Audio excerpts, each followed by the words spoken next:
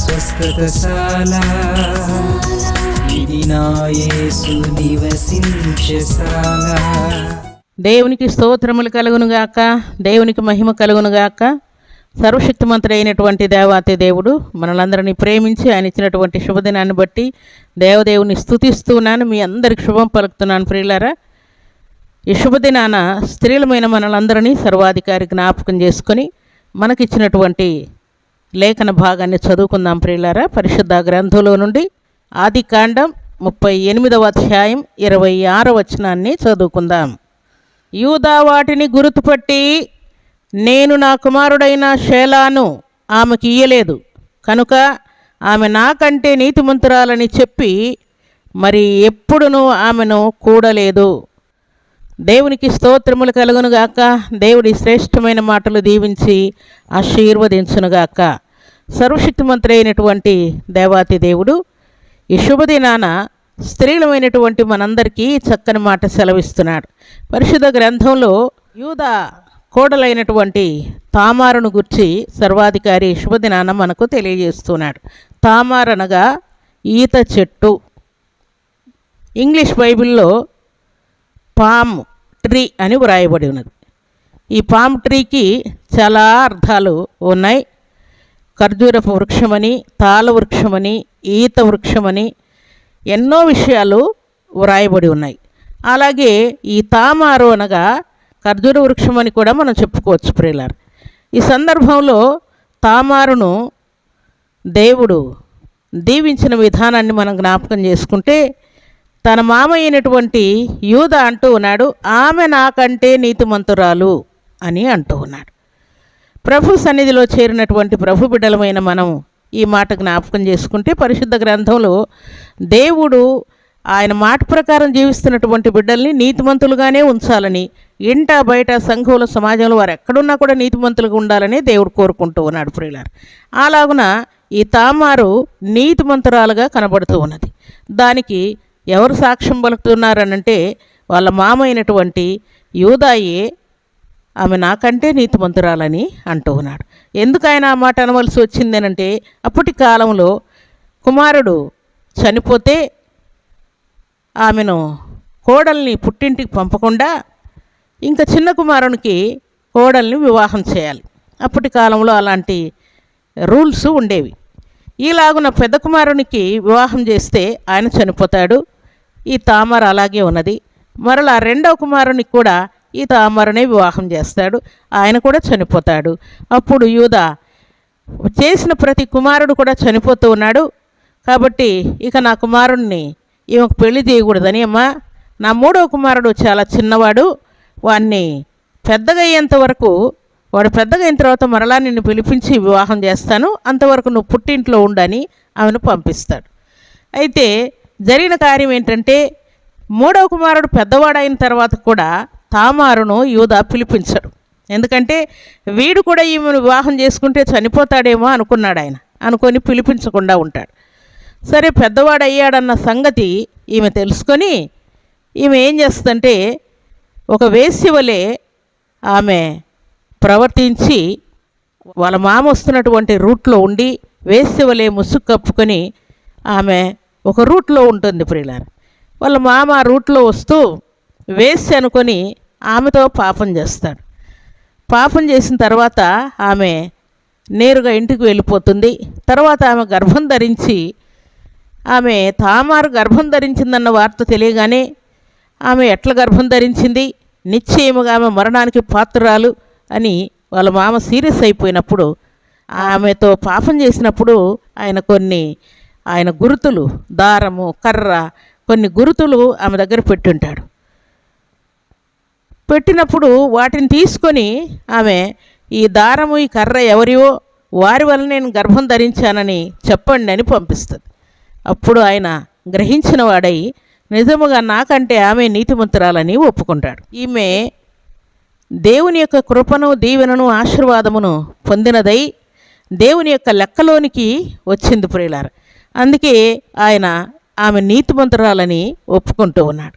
ప్రభు సన్నిధిలో చేరినటువంటి ప్రభు బిడ్డలైన మనమందరం కూడా ఎక్కడున్నా సరే నీతిమంతులుగా ఉండాలని దేవుడు కోరుకుంటున్నాడు. ఉదాహరణకు బుద్ధిగల కన్యకలు, బుద్ధి లేని కన్యకలు ఉన్నారు.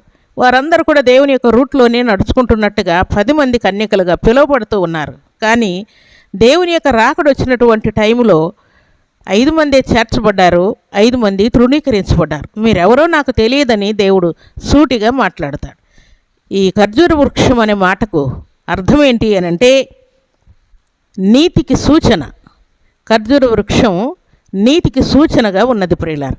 అలాగున ఈమె నీతికి సూచనగా ఉన్నటువంటి పేరును ధరించుకొని ఉన్నది.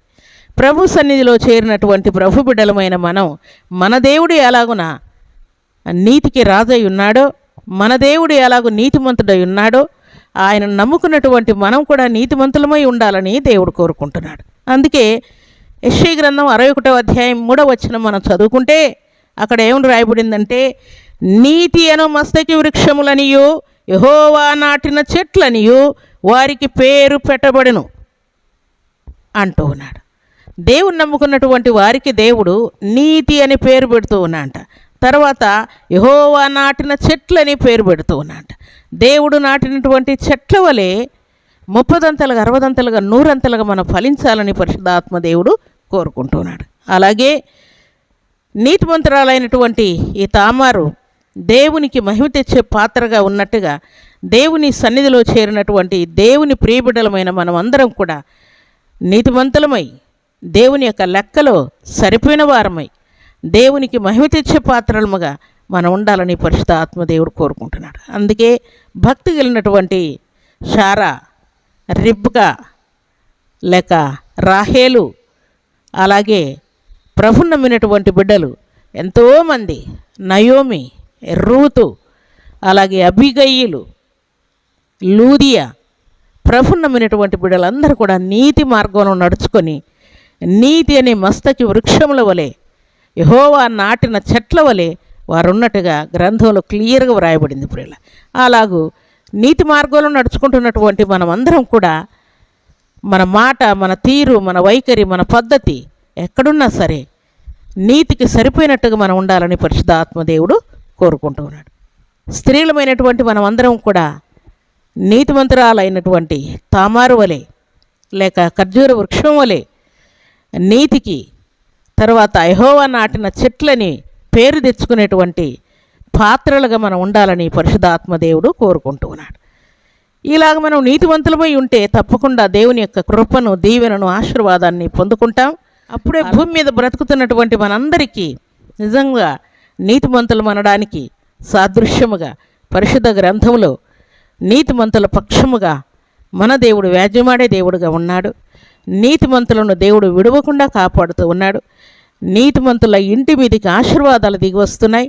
నీతిమంతుల తల మీదికి దేవుడు దీవెనలు కుమ్మరిస్తూ ఉన్నాడు. నీతిమంతులు ఎక్కడున్నా కూడా వారు దేవుని యొక్క ప్రసన్నతను, వెలుగును, ప్రత్యక్షతను చూస్తున్నట్టుగా వ్రాయబడినది. అలాంటి వారందరినీ కూడా దేవుడు మికుటమైన దీవెనల చేత దేవుడు నింపబోతున్నాడు. ప్రభు సన్నిధిలో చేరిన ప్రభు బిడ్డలమైన మనం నీతివంతులుగా ఉంటున్నామా, లేక గయ్యాలులుగా ఉంటున్నామా, లేక వదరుబోతులుగా ఉంటున్నామా, తిరుగుబోతులుగా ఉంటున్నామా, తిండిబోతులుగా ఉంటున్నామా, లేక నిద్రపోతులుగా ఉంటున్నామా, సమస్యలు కొని తెచ్చేవారంగా ఉంటున్నామా అని పరిశుద్ధాత్మదేవుడు ఈ శుభదినాన మనతో మాట్లాడుతున్నాడు. స్త్రీలమైన మనమందరం కుమార్తెలుగా ఉన్నా, భార్యలుగా ఉన్నా, తల్లులుగా ఉన్నా, విశ్వాసిగా ఉన్నా, లేక సేవకురాలుగా ఉన్నా, ఎలాగున్నా సరే మనము నిజముగా నీతిమంతుల మీద ఉన్నటువంటి ఆ వెలుగును, ప్రత్యక్షతను మన నుండి దేవునికి కనపరిచే వారముగా, మన ద్వారా దేవునికి మహిమ వచ్చేటట్టుగా మన ప్రతిక్రియ ఉండాలని పరిశుద్ధాత్మదేవుడు కోరుకుంటూ ఉన్నాడు. అందుకే భక్తి కలిగినటువంటి వారందరూ కూడా ఈ నీతి మార్గంలో నడుచుకొని దేవునికి మహిమ తెచ్చే పాత్రలుగా ఉన్నారు. ప్రభు సన్నిధిలో చేరిన మనమందరం కూడా అలాగూ నీతిమంతులమై ఇంట, బయట, సంఘంలో, సమాజంలో దేవునికి మహిమ తెచ్చే పాత్రలుగా ఉండాలని పరిశుద్ధాత్మ దేవుడు కోరుకుంటూ ఉన్నాడు. అలాంటి కృపా భాగ్యం సర్వాధికారి సమృద్ధిగా మనందరికీ అనుగ్రహించి ఆశీర్వదించునుగాక. ఆమేన్. ప్రార్థన చేసుకుందాం. భూమి ఆకాశములను కలుగు చేసిన మా తండ్రి, మీకు స్తోత్రాలు. ఈ శుభదినాన తండ్రి, స్త్రీలమైన మమ్మల్ని అందరిని మీరు జ్ఞాపకం చేసుకొని నా తండ్రి మరి తామారును గూర్చి మీరు ఇచ్చినటువంటి లేఖన భాగమును బట్టి కీర్తిస్తున్నాను. నిజముగా నా తండ్రి ఆమెను మీరు ఎలాగున దీవించి నీతిమంతురాలుగా తీర్చిదిద్దారో ఖర్జూర వృక్షానికి నాయన సాదృశ్యముగా, నీతికి సాదృశ్యముగా ఉంచారు. మీ సన్నిధిలో చేరిన మేమందరం కూడా నీతికి సూచనగాను, నా తండ్రి నీతిమంతులకు సూచనగాను, నాయన మీ రక్తంలో కడగబడినటువంటి బిడ్డలంగాను ఉండునట్లుగా మహిమ కార్యం జరిగించి మేలుతో తృప్తిపరచమని ప్రార్థిస్తూ, ఈ మాటలు మీ బిడ్డల జీవితాల్లో ఫలభరితంగా ఉంచుతూ 30దంతలుగా 60దంతలుగా 100 ఫలింపజేసి మీ నామానికి మహిమ తెచ్చుకున్నామని ప్రార్థిస్తూ, ఏదైనా దీవెనల ఆశీర్వాదం ప్రతి బిడ్డకు అనుగ్రహించి మేలుతో తృప్తిపరచు మహిమ పొందమని ప్రార్థిస్తూ, శ్రేష్టమైన శక్తి గల మీ నామానికి స్తుతులు చెల్లిస్తూ, మీ బిడ్డలందరికీ మీ దీవెన ఆశీర్వాదం, శుభం, క్షేమం, శాంతి, సమాధానం సమృద్ధిగా అనుగ్రహించినందుకై స్తుతిస్తున్నాను. ఇక మీదట మీ బిడ్డలు తండ్రి మీకు మహిమ తెచ్చే బిడ్డలుగా, నీతికి సాదృశ్యముగా, యెహోవా నాటిన చెట్ల వలె మీ బిడ్డలు 30దంతలుగా 60దంతలుగా 100 ఫలించినట్లు మహిమ కార్యం జరిగించి మేలుతో తృప్తిపరచి మహిమ పొందుతున్నందుకై స్తుతిస్తూ, శ్రేష్టమైన శక్తి గల మీ నామానికి స్తుతులు చెల్లిస్తూ, మీ బిడ్డలందరూ ప్రార్థనాపరులై, విశ్వాస వీరులై, నా తండ్రి ప్రేమ కలిగిన వారై, పరిపూర్ణ విశ్వాసముతో ఇంట బయట సంఘములు సమాజంలో మీకు మహిమ తెచ్చి బిడ్డలుగా ఉంచుతూ మహిమ పొందుమని యేసుక్రీస్తు అతి పరిశుద్ధమైన నామములో స్తుతించి ప్రార్థించి అడిగి వేడుకుంటున్నాము తండ్రి. ఆమేన్.